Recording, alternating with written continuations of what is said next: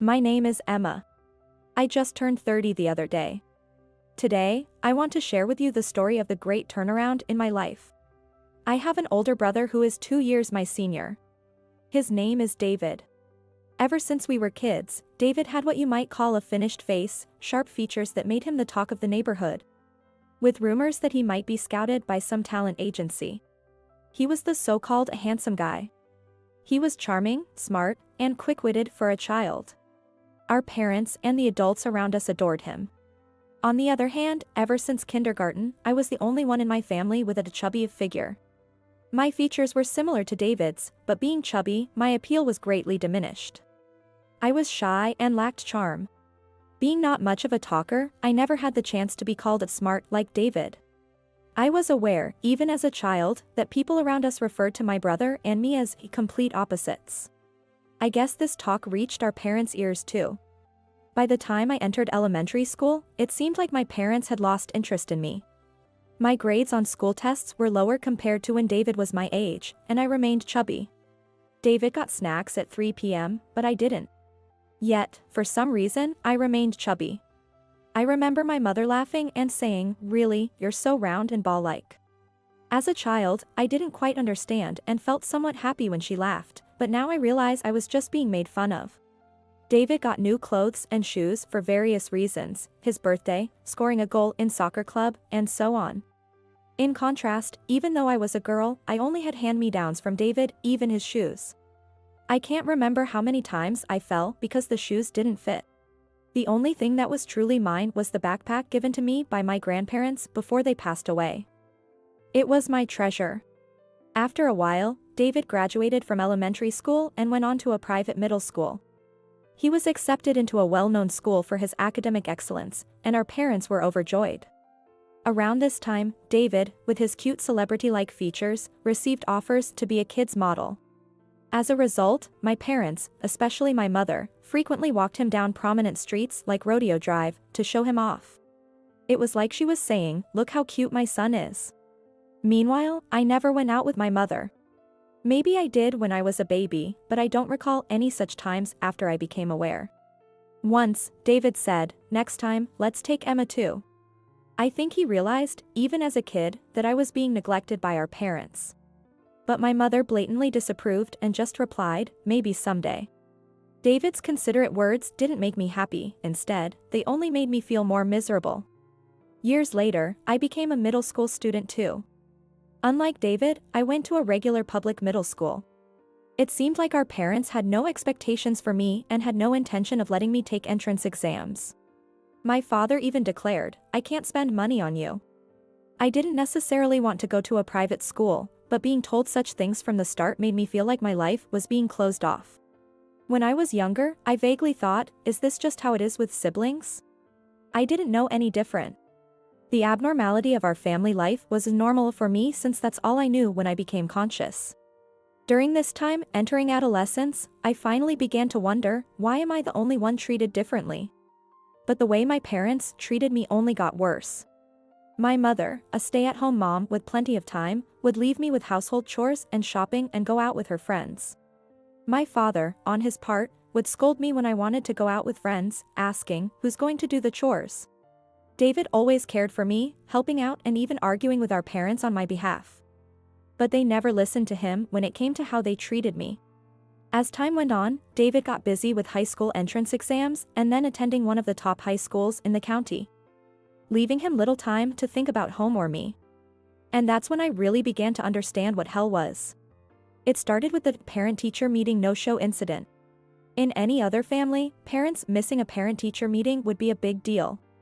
But for our parents, it was more like, "We're not going, so what?"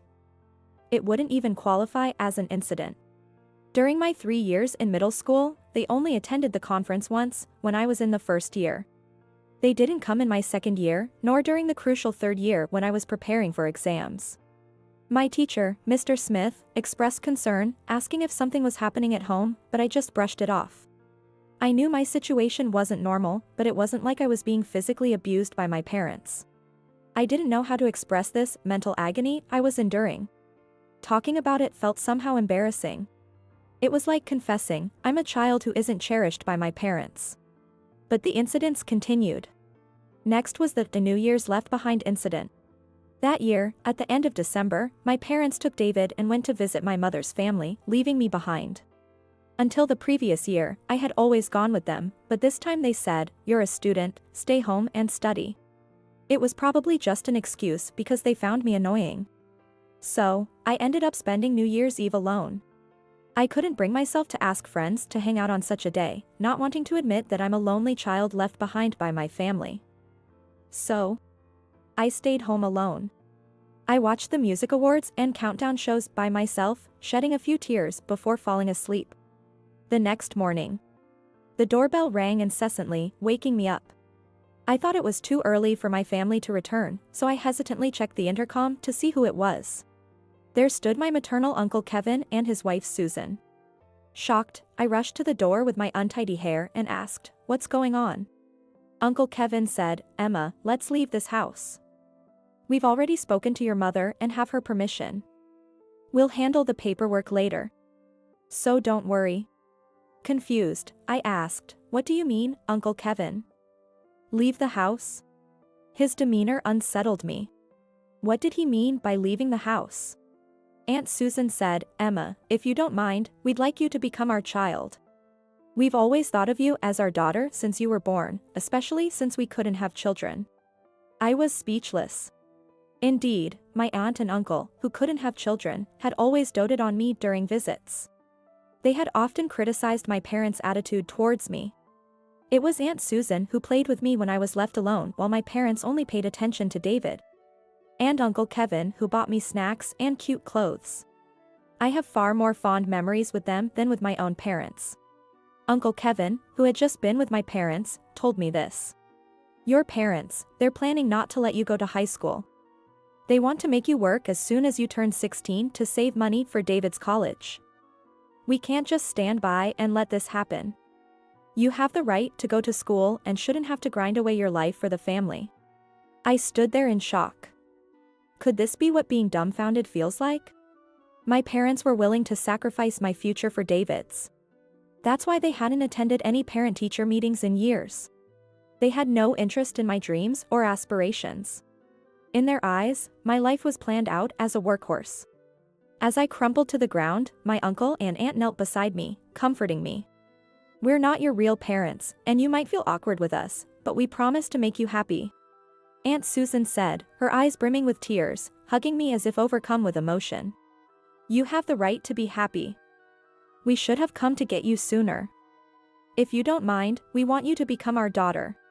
Uncle Kevin said this to me, his eyes red, looking straight at me. I wondered, had I ever been wanted like this by an adult since I was born? It had only been a little over a decade since my birth. The choice of what to do next was clear to me. I decided to become the adopted child of my aunt and uncle. 10 years have passed since then. Since they took me in, my aunt and uncle showered me with so much love and gave me countless joyful experiences. Aunt Susan enjoyed picking out clothes for me and took me shopping on weekends, while Uncle Kevin, who had always wanted to drink with his daughter, prepared a bottle of wine from the year I was born for my 21st birthday. We went on trips together, and my somewhat childlike uncle even took me to zoos and aquariums when I was in high school. These are unforgettable, priceless memories I never had with my real parents. Initially, I still saw them as my uncle and aunt, but gradually, I came to think of them as nothing but my parents. Now, I call them a dad and a mom. I heard that when my parents visited their hometown, my mother drunkenly said to my aunt and uncle, "Emma is hopeless in everything. Lacks charm, and her looks are a bit off, don't you think? She doesn't have that spark. And she's not smart either.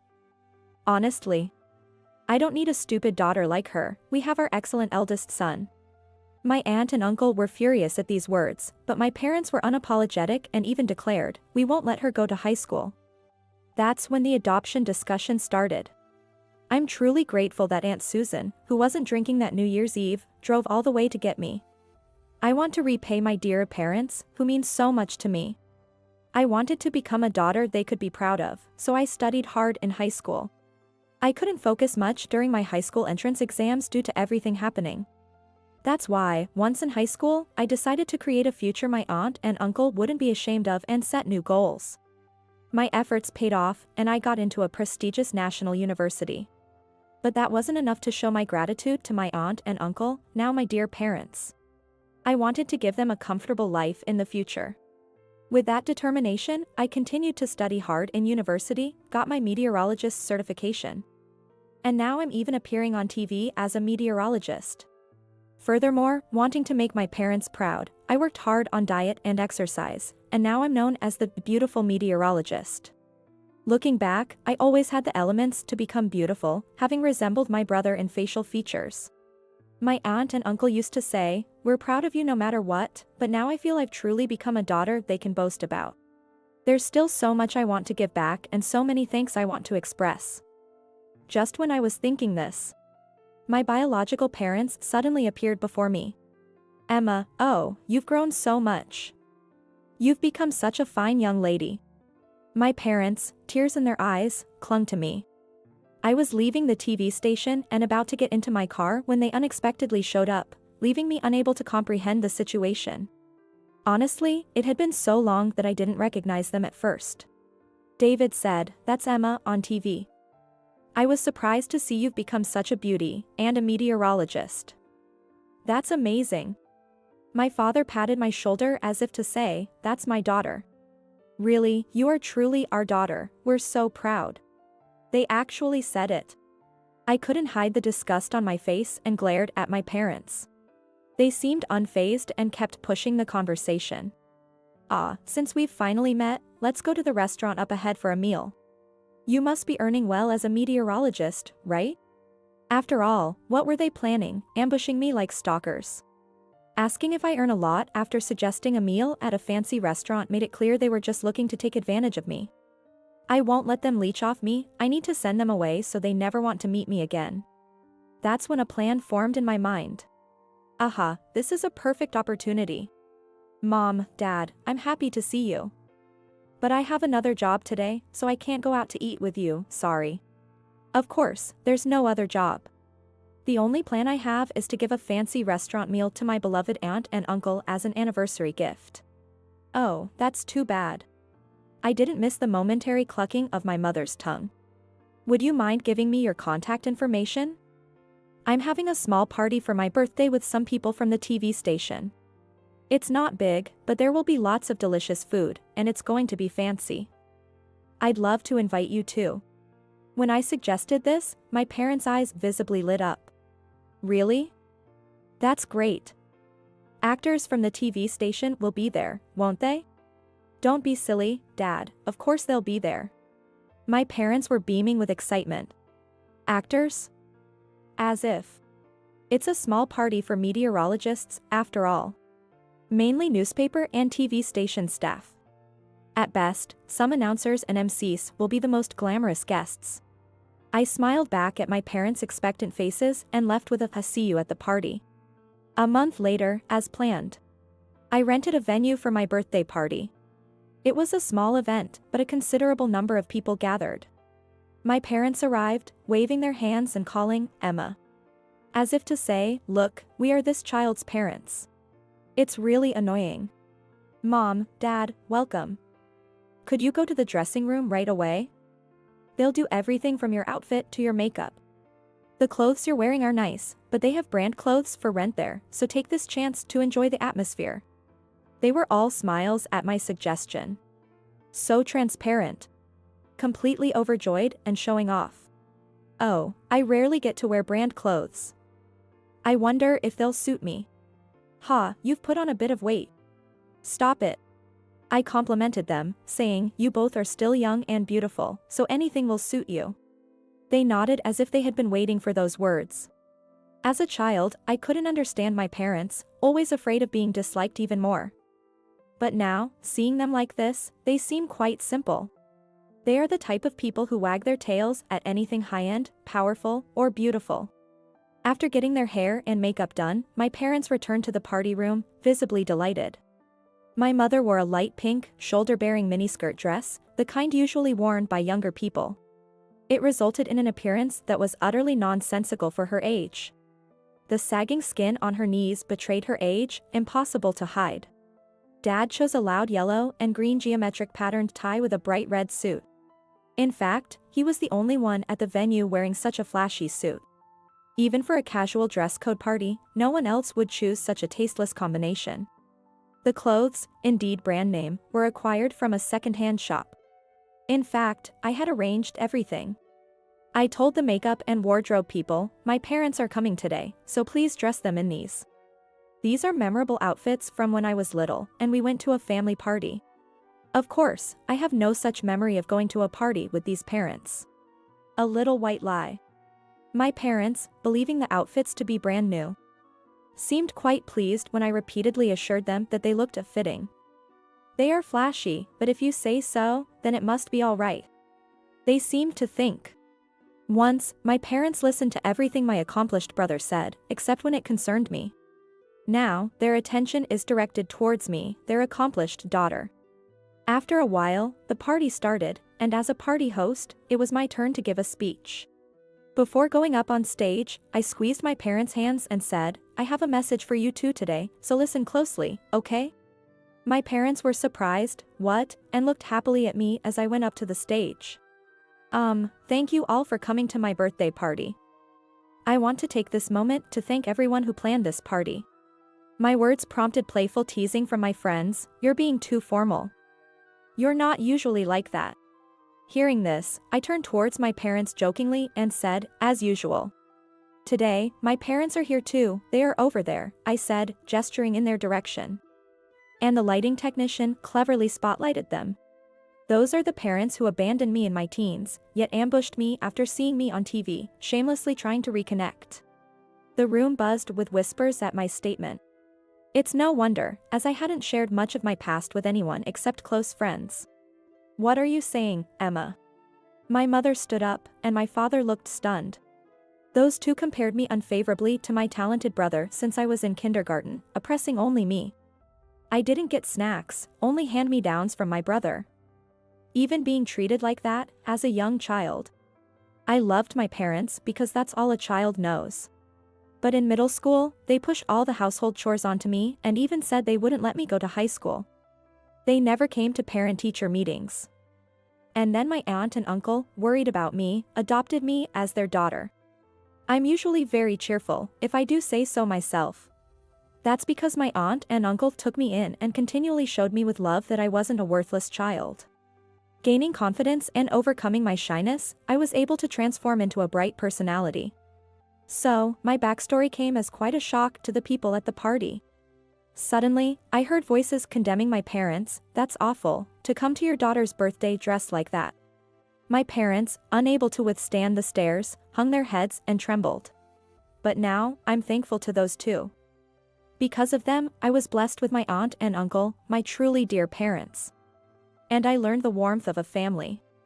At these words, my parents looked at me as if to say, does this mean we're still important to you? I quietly smiled back at them. Max from Daily News, are you here? Please turn this story and the photos into an article. Consider it my birthday present. I called out to my acquaintance from the magazine who had already taken photos of my parents. Wait, stop. Don't do it. Don't take pictures. My parents panicked, desperately trying to hide their faces. No decency even in the end. I shouted at them. When I was a child, no matter how much I pleaded to stop, you forced me to do things. You can't expect to get away with it now after doing that to me. My mother was teary-eyed at my rebuke. Please, I will apologize to you. If it gets published, both of us will be blamed. You wouldn't want that for your parents. Would you? I was astounded at her audacity. Do you really think I still consider you as my parents? You never raised me properly, abandoning all your responsibilities as parents. My parents are my aunt and uncle, they are the only ones who are truly my mom and dad. Don't ever involve yourselves in my life again. Before I knew it, tears filled my eyes as I recalled everything and my gratitude towards my aunt and uncle. Witnessing this, guests at the party forcibly escorted my parents out of the venue. It's over, truly this time. I have completely cut ties with those people. When I was a child, I cut ties with my family under the protection of my aunt and uncle. But this time, I was able to distance myself from those people with my own strength. I feel a sense of accomplishment and gratitude towards my aunt and uncle, and even though I'm teary-eyed at how much I've grown, I'm feeling incredibly refreshed right now. Afterward, when the magazine editor asked me, "Are you sure about this?" I said please do it, and they published an article about my upbringing. It was quite sensational, covered by various programs, and while there were concerns about my image being tarnished, most of the articles and news were favorable, saying things like the comeback story of a girl cornered, approaching a modern-day Cinderella, and my popularity soared.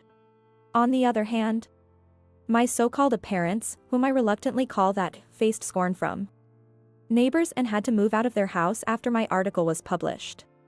The rumor quickly spread at my father's workplace, and he was pushed into retirement. My mother, being a housewife, meant they were both unemployed, and they had to dip into their savings to get by, as my brother informed me. Yes, even after I was sent to live with my adopted family. My brother was the only one who worried about me and would visit me at my aunt and uncle's place. At first, he said he wanted to live together again, but soon he was happy that it was the right choice for me to be adopted. Realizing, this home is better for Emma. He was my beloved brother who even helped me with my studies during my college days. After I told everything to the magazine, my brother also decided to cut ties with our parents, essentially disowning them. He joked, maybe the next time I'll see our parents will be at a funeral, but knowing him, he probably wouldn't even attend. 5 years have passed since then. I married Max, who helped me publish that article in the magazine. We've had children safely, and now I'm a mother of twin boy and girl.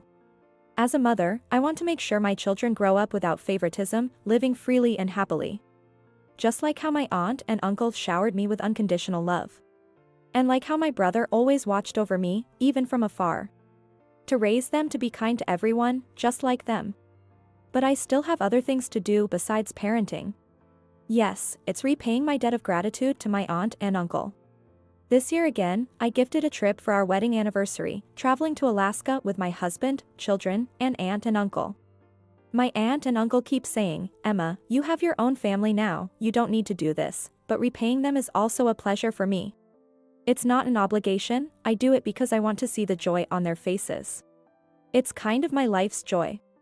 I joke, don't take away my fun, as I'm already planning what to do next. Maybe next time, a stay at a luxurious hotel with everyone would be nice. There's still so much I want to do with my family.